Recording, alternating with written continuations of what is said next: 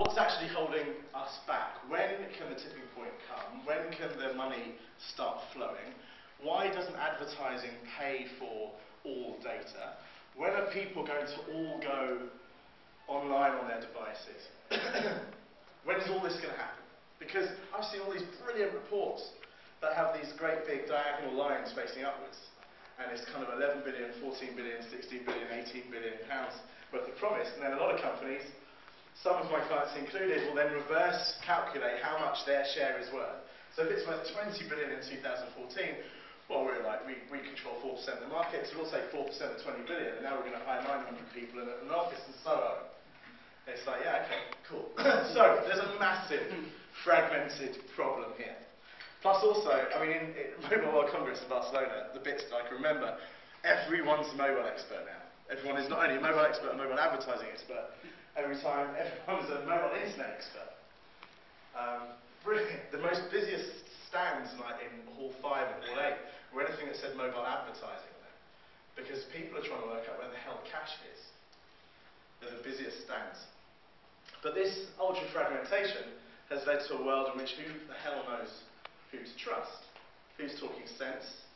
Who knows stuff to be true?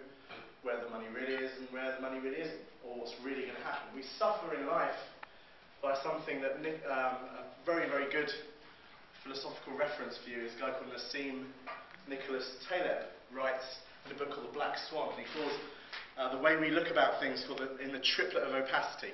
And opacity, this is opaque, because you can't see through it, and this is transparent.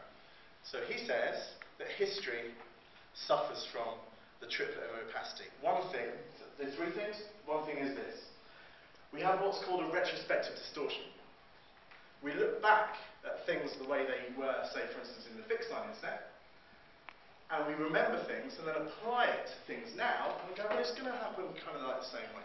And our retrospective distortion means that we don't necessarily remember how things were, we just remember the result. We just remember the result, primarily. And what's more so is that if things worked out, we usually take the credit for it, and if things didn't, we usually blame unforeseen circumstances that are out of our control. That's what we do as human beings. I mean, I'm a social biologist at heart, but I find it fascinating that even I, in my role as and I hate this expression, thought leader in this space, suffer from this as much as more than everyone else. That's the first triplet of opacity. The second one, after retrospective distortion, is what's called the illusion of knowledge. We all think we've got it sorted. All of us. Kind of got it sorted. There's bits we need to know, but you know what? In the mobile internet space, I'm pretty sure I know what's going to happen. It's like, as long as everything goes the way we think, based on our retrospective distortion of what happened in the past. And the third one is the overvaluation of information. And we suffer from reading so many reports that we don't necessarily know whether or not those reports are justifying our own opinions or telling us things in the way that will help us grow moving forward. Now, some of this is slightly uncomfortable, obviously, because, in fact, we all know what we're talking about. But I wonder whether or not we actually really know what's going to happen next. Because, added to all of this, some people in the value chain, as we call it, have absolutely no desire whatsoever to change their business practice at all. How many people are here from the advertising industry? Anyone else? That's it. Good for you. I've spoken at 30 conferences last year in front of 50,000 people, and about, without exaggeration, 12 people over a course of a year put their hands up. Hell of a stack. Last week I did 3 keynotes. There were 2 people in total. I've got 4 this week, and I reckon maybe 1 a day, hopefully. So it's a good trend. Maybe 12 last year, and this year it's like 8 in a fortnight. It's pretty good, huh?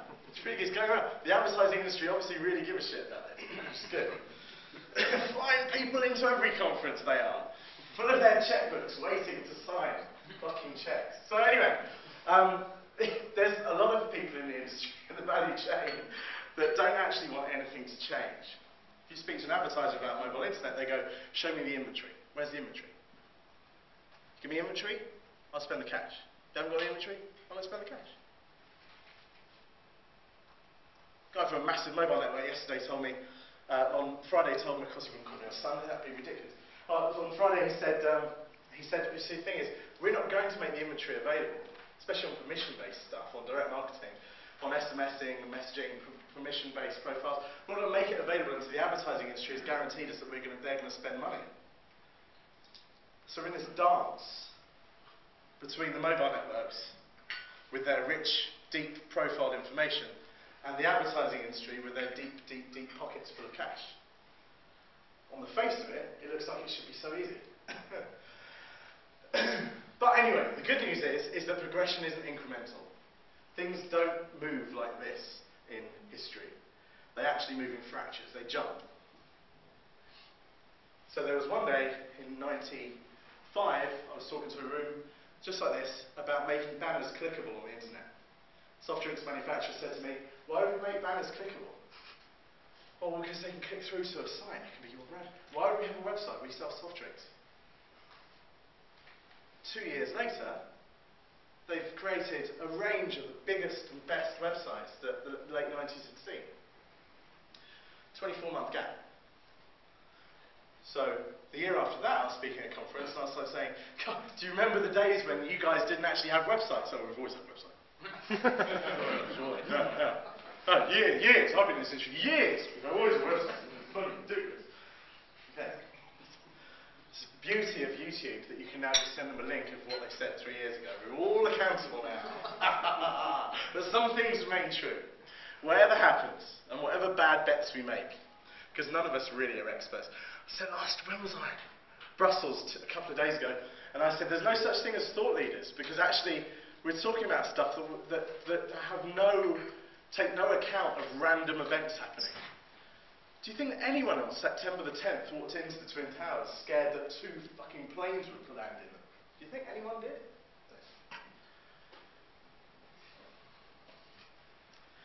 Bertrand Russell, the philosopher, calls this a revision of reality. Things happen that we don't expect that have a fundamental difference to our lives, an extreme consequence, and then most of us look back at it as if we knew it was going to happen.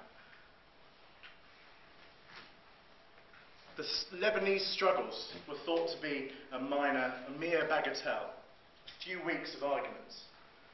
Wars that have been going on for decades and decades and decades. This industry will have a fractal jump, or 2. It will have what's called a black swan. Something random is as likely to happen as it is not likely to happen. For instance, imagine an over-the-top player buying a massive, great big mobile network. Imagine a massive, massive, massive group of operators getting opt-in and preferences in a trusted environment for 200 million people. Do you know what would happen to the advertising industry? All of the money, bar some, would move from above the line into direct marketing on permission. I assure you, my friends. You can't predict it, but it can happen tomorrow afternoon. Either way around, the 3 principles underlying all of this, my bet is that a large part of this game to unlock these monetary sources is based on permission. People aren't willing to put up with what we're giving them to put up with any longer. 2, privacy. These aren't in particular order. Privacy, this whole thing about where people... Someone asked earlier, who was it? The guy said to the guy from 3, was it you who asked the question? If you should see my Twitter feed about you. I said you deserved a medal. It's the question. It's not just a question amongst other questions, it's the question. You said, actually, the Data Protection Act isn't about what you're actually doing with the how you're actually monetizing the data if you're doing this or whatever else like that. It's what information you actually have access to and what you do with that. The privacy this privacy piece, by the way, is a tidal wave waiting to land on your beach. And the good news is that if you actually think very carefully about not what we can get away with around people's privacy, but how we can actually enhance people's perception and reality of where their information